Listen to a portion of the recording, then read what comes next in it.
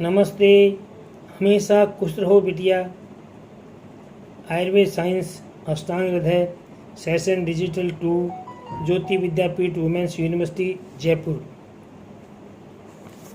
आई doctor Sushil Kumar Sharma, associate professor. Topic name द्रव्यादि विज्ञानम अध्याय, सेकंड पार्ट, 9 अध्याय।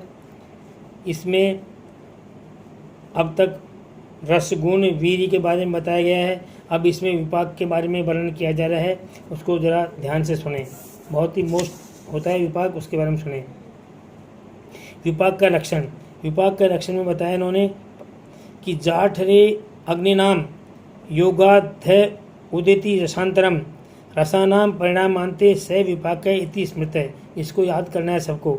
यानी जठराग्नि विपाक की परिभाषा है जाठरे ना अग्निनाम, मतलब जठराग्नि के संयोग से रसों की उत्पत्ति परिणति के अंत में समय में जो अन्य रस उत्पन्न होता है उसको विपाक कहते हैं। मतलब जठराग्नि के द्वारा जब भोजन का पाचन होता है, भोजन का पाचन होने के बाद में पाचन पर्यंत जो रस की उत्पत्ति होती है उसको अपन विपाक कहते हैं। अर्थात विशेष रूप से जो पाक होना है उसे ही विपाक कहते हैं। ये विपाक की परिभाषा है।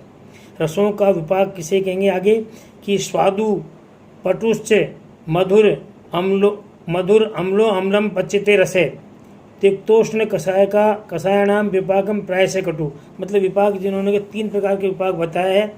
विपाक के बारे में तो हो गया कि जठराग्नि में जो रस का पाचन होता है, आहार रस का पाचन के पर्यंत जो रस उत्पन्न होता है उसे विपाक कहते हैं। अब विपाक 3 प्रकार का बताया, कौन कौन सा कि स्वादु पटु यानी लवण और अम्ल। स्वादु अम्ल, स्वादु यानी मधुर, मधुर अम्ल और कटु, ये 3 तरह के विपाक बताए गए हैं। तो इन्होंने आगे बताया, इन्होंने स्वादु का क्या होगा कि विपाक 3 प्रकार का होता है। मधुर और लवण का मधुर विपाक होगा। मतलब इन्होंने बताया स्वादु पटुश्च मधुरम, मतलब स्वादु यानी मधुर और लवण द्रव्य है कोई अपने लिया है तो उसका विपाक मधुर ही होगा। अम्लो अम्लम पच्यते रस है, और अम्ल का विपाक अम्ल ही होगा। अम्ल रस का सेवन किया है अपने तो अम्ल का रिजा अम्ली होगा। तिक्तोष्ण कषायाणाम विपाकम प्रायश कटु, और तिक्त उष्ण और कटा कषाय, उष्ण का मतलब यहाँ पर कटु से है। तिक्त और उष्ण का कषाय रस का इसके प्राय विपाक कटु होता है। प्राय मतलब इनमें इधर हो सकता है लेकिन इनका प्राय विपाक कटु माना गया है। प्राय शब्द इसमें लिख दिया गया है। आगे विभिन्न विपाकों के कर्म, विभिन्न विपाकों क्या कर्म होंगे, कार्य क्या है वो बताया इन्होंने कि रसई रसौ तुल्य फल तंत्र है द्रव्यम शुभाशुभम। यानी ये 3 प्रकार का जो मधुर विपाक है, मधुर अम्ल और कटु, इन तीनों रसों के समान फल देने वाला होता है। ये तीनों रसों में समान फल देने वाला होता है। यानी विपाक का गुण रसों के समान, अर्थात मधुर विपाक का गुण मधुर रस के समान, अम्ल विपाक का गुण अम्ल का समान, और कटु विपाक का गुण कटु रस के समान होता है। मतलब उन्होंने बताया है कि जो विपाक है 3 प्रकार के, उनका जो विपाकों का जो परिणाम है वो क्या, उनके रसों के समान ही होता है। अम्ल का अम्ल रस के समान होगा, कटु का कटु रस के समान होगा, और मधुर का मधुर विपाक का मधुर रस के समान होगा। ये इनको कारण बताया गया है। आगे किंचित रसेन कुरुते कर्म पाकेन चापरम, मतलब द्रव्य कैसे काम करता है इसके बारे में बताया है। गुणांतरेण वीर्येण प्रभावेनैव किंचनम, मतलब कहीं तो द्रव्य जो है ना किंचित रसेन कुरुते कर्म, कहीं तो द्रव्य क्या करेगा, रस से काम करेगा। मतलब द्रव्य कहीं तो रस से काम करेगा, कहीं क्या करेगा पाकेन चापरम, कहीं द्रव्य पाक विपाक से काम करेगा। मतलब कहीं पर तो कोई द्रव्य जैसे मधुर रस है उसका तो मधुर रस से कार्य कर देगा, मधुर रस के गुण जो होंगे उसका काम करेगा। कहीं वही द्रव्य विपाक से काम कर देगा, उसका विपाक मान लो दूसरा है तो विपाक से काम करेगा। गुणांतरेण वीर्यम प्रभावेण किंचनम, और कहीं ये क्या है शुभ और अशुभ कार्य रस किससे करता है। मतलब जो गुणांतरण मतलब प्रभाव जो रस इसके हैं वो प्रभाव से काम होते हैं। और दूसरा जो वीर्य है वीर्य से करता है, और कोई गुणांतरण से काम, मतलब कोई दूसरा वो तो होगा पहला, दूसरा द्रव्य वीर्य से करता है, और कोई गुणांतरों से, कोई वीर्य से और कोई प्रभाव से कार्य करता है। मतलब कुछ ये द्रव्यों के बारे में गया है कि कोई द्रव्य जो है किंचित रसेन कुरुते कर्मम किंचित पाकेन, किंचित कुछ पाक से करता है, कुछ गुणांतरान से काम करता है, कुछ वीर्य से करता है और कुछ प्रभाव से काम करता है। मतलब द्रव में कई बार क्या है अलग अलग उससे काम करते हैं। ये बताया कि कोई रस से काम करेगा, कोई विपाक से करेगा, कोई वीर्य से करेगा, कोई गुणांतरा से करेगा, और कोई वीर्य से करता है और कोई प्रभाव से काम करता है। जैसे रस से कार्य करने के लिए है मधुर एवं कषाय रस होने से पित्त का शमन करता है। विपाक से मधु कटु विपाक होने से कफ का नाश करता है। गुणांतर से अम्ल कांजी कफ का शमन करती है। रुक्ष होने से और कोई वीर्य से काम कैसे करेगा? बृहद पंचमूल कषाय तिक्त होने पर भी उष्ण वीर्य है से वायु का शमन करता है। प्रभाव से काम करेगा, अम्ल और गर्म सुरा दूध को बढ़ाती है। शुभ अशुभ कार्य मधु कटु विपाक से कफ और का शमन करता है, परंतु कषाय और रुक्ष होने से वायु को उत्पन्न करता है। मतलब कोई अलग अलग द्रव्य अलग अलग से काम करते हैं। इसमें आगे बताया उन्होंने वर्णन करते हैं कि यद द्रव्ये रसादीनां बलवत्तेन वर्तते अभिभूयास्तद् कारणात् त्वं प्रपद्यते विरुद्ध गुण संयोगे भूयसा अल्पम ही जीयते। मतलब उन्होंने बताया कि रस गुण वीर्य और विपाक कब कैसे काम करते हैं उसके बारे में उन्होंने बताया है कि रस वीर्य विपाक प्रभाव में से जो द्रव्य यदि द्रव्यम रसादिनाम बलवर्तेन वर्तते, जो इन सब में बलवान होगा उससे वो काम करेगा। मतलब अगर किसी द्रव्य में रस बलवान है तो रस से काम करेगा, विपाक बलवान है तो विपाक से काम करेगा, वीर्य बलवान है तो वीर्य से काम करेगा, और कहीं प्रभाव बलवान है तो प्रभाव से वो कार्य कर देगा। इस बारे में बताया गया है। तो जो द्रव्य है बलिष्ठ रूप से ही कार्य करता है, वह दूसरे अपने से भिन्न रसाद्य को तिरस्कृत करके कर्म करने से कारण बन जाता है, क्योंकि विरोधी गुण से टक्कर होने पर अधिक गुण से थोड़ा गुण जीत लिया जाता है। मतलब अधिक गुण जो होता है वो कम गुण को जीत लेता है, ये इसमें बताया गया है। आगे है रसादि में उत्कृष्टता। रसादि में उत्कृष्ट कौन है? कि रस में रस उत्कृष्ट है, गुण है, कर्म है, वीर्य है, विपाक है। इसके बारे में बताया है कि रसम विपाकस्तु वीर्यम प्रभावस्तान नपहोति बल साम्ये रसादीनाम मिति नैसर्गिकम बलम। मतलब उन्होंने बताया कि बल की समानता होने पर रस वीर्य आदि की स्वाभाविक बल इस प्रकार रहता है कि रस को क्या है, विपाक हरा देता है, और रस और विपाक को वीर्य पराजित कर देता है। और मतलब अगर समान होगा, बल सम के समान होगा तो रस को क्या करेगा, विपाक हरा देगा, और रस और विपाक को वीर्य पराजित कर देगा, और रस से विपाक और वीर्य को प्रभाव नष्ट कर देता है। बल कब की स्थिति में? जब बराबर बल होगा। बल स्वाभाविक शक्ति यह दो प्रकार की होती है, कृत्रिम और अकृत्रिम। मात्रा की अधिकता या सहायक द्वारा दी गई हो, उसके बारे में बताया उन्होंने कि शक्ति कृत्रिम कहलाती है और स्वाभाविक अकृत्रिम शक्ति है। प्रभाव का लक्षण क्या बताया उन्होंने? प्रभाव किसे कहते हैं? रसादि साम्य यत् कर्म विशिष्टम तत्प्रभावजम।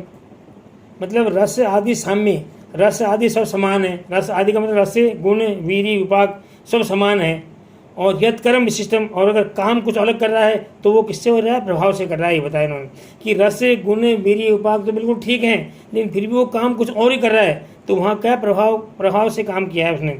तो उसका उदाहरण बताया कि प्रभाव में रस आदि की समानता होने पर, यानी दो द्रव्यों में जो भी विशेष कारण दिखता है वो प्रभावजन्य होता है। अब इसकी उदाहरण इन्होंने बताया है कि दंती रसाध्य तुल्यमपि चित्रकस्य विरेचनी मधुकस्य च मध्विका घृतम क्षीर से दीपनम। अब इन्होंने इसका उदाहरण बताया है कि प्रभाव किस तरह काम करता है।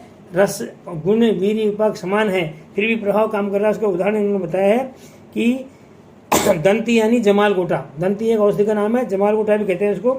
दंती रस वीर्य और विपाक में चित्रक के समान होती है। चित्रक को अग्नि में माना है। चित्रक जठाग्नि को प्रदीप्त करती है। तो चित्रक और दंती दोनों समान गुण वाली होती है, समान गुण धर्म होती है। लेकिन क्या है, दंती विरेचक है और चित्रक विरेचक नहीं है। तो यहाँ पर दंती किससे काम कर रही है? प्रभाव से विरेचन का काम कर रही है। मतलब दोनों में समान गुण है, दंती और चित्रक में समान गुण है, लेकिन चित्रक विरेचन नहीं कराती है और दंती विरेचन कराती है। तो दंती का जो है प्रभावज गुण है। इसी प्रकार से आगे लिखा है कि मधुकस्य च मध्विका, मुलेठी और द्राक्षा यानी मुनक्का, ये क्या करती है, वीर्य विपाक में समान होने पर भी मुलेठी वामक है और द्राक्षा वामक नहीं है। वामक का मतलब वमन कराती है। वमन कराने के लिए अगर स्वाभाविक रूप से अपन पंचकर्म में वमन कराएंगे किसी को तो अपन मुलेठी का चूर्ण देते हैं गर्म पानी से, तो वो वमन कराता है। लेकिन अगर मुनक्का देंगे तो वमन नहीं कराएगी। तो यहाँ भी मुलेठी का वमन कराना प्रभावजन्य कार्य माना गया है। इसी प्रकार से घी और दूध रस वीर्य विपाक में समान होते हैं। घी और दूध में रस गुण और वीर्य विपाक में बिल्कुल समान है, फिर भी घी अग्नि दीपक है और दूध अग्नि दीपक नहीं है। घी क्या करता है, अग्नि को प्रदीप्त करता है और दूध क्या अग्निमान करता है। यहाँ पर घी का जो अग्नि को दीपन करने का जो कार्य है वह प्रभावजन्य माना गया है। तो इसी को प्रभाव का उदाहरण बताया। मतलब इन्होंने कुल मिला के कहा है कि द्रव्य अगर मान लो अपने रस गुण वीर्य विपाक से भिन्न कार्य करता है तो वहाँ वह प्रभाव का कारण माना जाता है। वहाँ उसमें प्रभाव कोई कारण मानते हैं और प्रभाव बिल्कुल अचिंत शक्ति है, इसके बारे में कोई सोचनीय विषय नहीं है। ये अचिंत शक्ति कहा गया है उसको कि अचिंत शक्ति है, उसके बारे में कोई सोच नहीं पाया आज तक कि वो क्यों कर रहा है। जैसे कि शिरीष है, शिरीष विषनाशक है। ऐसी कई औषधियाँ हैं जिनको कमर में बांधने से महिलाओं को प्रसव आसानी से होता है, वो भी कर्म प्रभाव से ही होता है। तो इस प्रकार से प्रभाव से कई औषधियाँ काम करती है। आगे इन्होंने लिखा है इति सामान्यतः कर्म द्रव्यादीनाम पुनस्तः विचित्र प्रत्यारब्ध द्रव्यम भेदेन विद्यते। मतलब इसी प्रकार से क्या है कि प्रभाव के बारे में दो प्रकार के विचित्र प्रत्यारब्ध और समान प्रत्यारब्ध द्रव्य होते हैं, उसके बारे में बताया गया इन्होंने कि इस प्रकार द्रव्यों के समान रूप से कार्य कह दिए गए हैं, परंतु ये कर्म द्रव्य के आरंभक कारणों की विचित्रता के भेद से भिन्न भिन्न होते हैं। समान प्रत्यारब्ध व विचित्र प्रत्यारब्ध द्रव्य और रस दोनों के आरंभक महाभूत ही होते हैं। प्राय दोनों ही के आरंभक भूत एक समान होते हैं और उनके गुण भी समान होते हैं। ऐसे द्रव्य समान प्रत्यारब्ध कहलाते हैं, किंतु कभी कभी द्रव्य उस आरंभक भूतों से भिन्न प्रकार के भूत रसों के आरंभक होते हैं तो उनके गुणों में कुछ विचित्रता देखी जाती है और ऐसे द्रव्य विचित्र प्रत्यारब्ध कहलाते हैं। इनमें क्रमशः प्रकृति समवेत कारण के अनुसार कार्य, जैसे श्वेत सूत से श्वेत वस्त्र बनता है, तथा विकृति विषम संवेद कारण से भिन्न कार्य, जैसे श्वेत चूना और पीली हल्दी के संयोग से लाल रंग की उत्पत्ति होना। ये दो कर्म या कार्य गुण उत्पन्न होते हैं। ये विचित्र का पर्याय है। स्वादु गुरुश्च गोधूमो वात कर्तव्य उष्णो मत्स्या पयम शीत कटु सिंगम न शुक्र है। ये इन्होंने बहुत अच्छा उदाहरण दिया है विचित्र प्रत्यारब्ध का और समान प्रत्यारब्ध का। इन्होंने उदाहरण दिया है कि जौ गेहूँ मछली, मतलब स्वादु गुरुश्च गोधूमो,